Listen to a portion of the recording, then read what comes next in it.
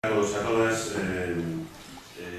quero manifestar en primeiro lugar que para min, como responsable do grupo de investigación de Economía Ecológica e Tecnoloxía da Universidade de Vigo, foi e é un placer ter participado na rede da Agroecoloxía Revolta capitaneada polo Tito Lourenzo, e que creo que deu e está dando algúns resultados interesantes, ao menos desde o punto de vista mental, ¿no?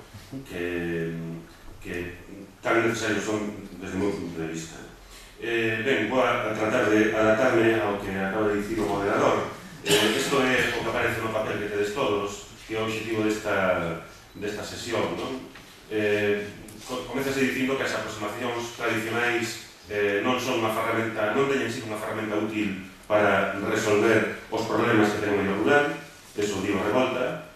Tamén di que no momento actual hai unha inminente reforma, outra reforma da política agraria comunitaria, e que son necesarias novas estrategias e novos instrumentos para tratar de resolvermos eses problemas e, en concreto, para conciliar o ámbito, a dimensión da propiedade e os usos posíveis ao territorio.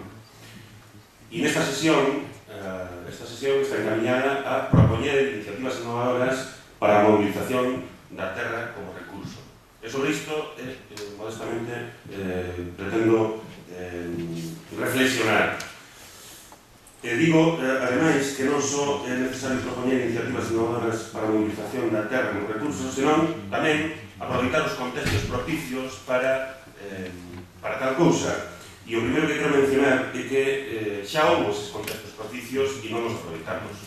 E eu aquí quero mencionar dous. O primeiro, que un pouco se tratou, o comentaba Delmiro na sesión anterior, o primeiro é esa situación dos anos 60, cando aquí ainda estábamos na época prehistórica e éramos un país atrasado desde o punto de vista do modelo productivo dominante dentro do sistema económico capitalista.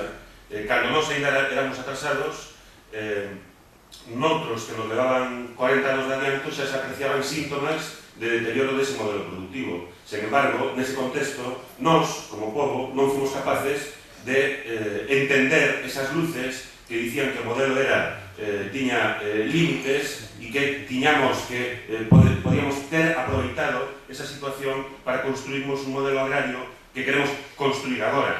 Eu creo que ese contexto foi un contexto no que se puido facer outra cousa e non pasar desa situación de 1.600.000 hectáreas movilizadas productivamente só de explotacións agrarias, que é outra dimensión, porque os censos falan das explotacións agrarias. As comunidades de montes non son explotacións agrarias na mediante parte dos casos. E nos anos 60, onde está esa primeira fotografía, moitas desas explotacións agrarias, ben é certo que con intervención do Estado estaban facendo aproveitamento da superficie. Entón, pudemos aproveitar ese contexto e non o aproveitamos. E en segundo lugar, un moito máis recente que se pude aproveitar e tampouco se aproveitou foi a invasión do medio rural dun novo aproveitamento industrial, que é industrial, pero realmente o que está aproveitando é o potencial, é o capital natural existente no medio rural, e é o vento. Os diseñadores da política, do modelo, puderon ter deseñado un modelo de aproveitamento que dera máis participación aos propietarios e as propietarias, as comunidades de montes e aos propietarios privados, e isto non se fixo. O que pasou e o que está pasando, e que vai seguir pasando, mal intento do goberno bipartito de transformalo, é unha usurpación dun potencial productivo que serve aos intereses non desas explotacións que teñen unha renda per cápita tan reducida ou desas explotacións que seguen sendo dependentes casi que en términos absolutos das subvencións para poder competir no mercado. Ben, eses contextos nos aproveitaron e se puderon aproveitar para construirmos unha Galicia diferente onde a propiedade, onde non camiñamos que era unha situación como a que temos actualmente.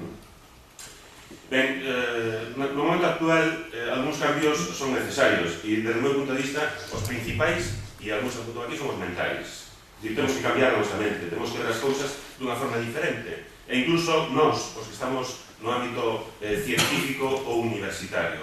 Unha parte da responsabilidade, apuntaba Calín, eu son dos que digo que a responsabilidade da nosa incapacidade para mobilizar os recursos que temos non é propia, foi imposta, foi impulsada mediante políticas públicas e mediante a intervención dos técnicos. O acaso xa vos esquecestes de que o obxectivo político e científico, pero sobre todo político, era termos unha estrutura productiva onde a poboación activa na agricultura fose menor ao 10%. Isto era un obxectivo político e todos traballábamos para conseguilo. Por lo tanto, o paisano da Terra Chá ou do Oriente Ourensán, onde xa non hai comunidade de base, pois, claro, foi o que tomou a decisión de marchar para Ourense ou de marchar para Barcelona, pero non foi unha decisión impulsada. Por lo tanto, temos que cambiar a nosa mente, sobre todo, non? E eu aquí apunto algúns indicios que, polo que comentaba o moderador xa onte,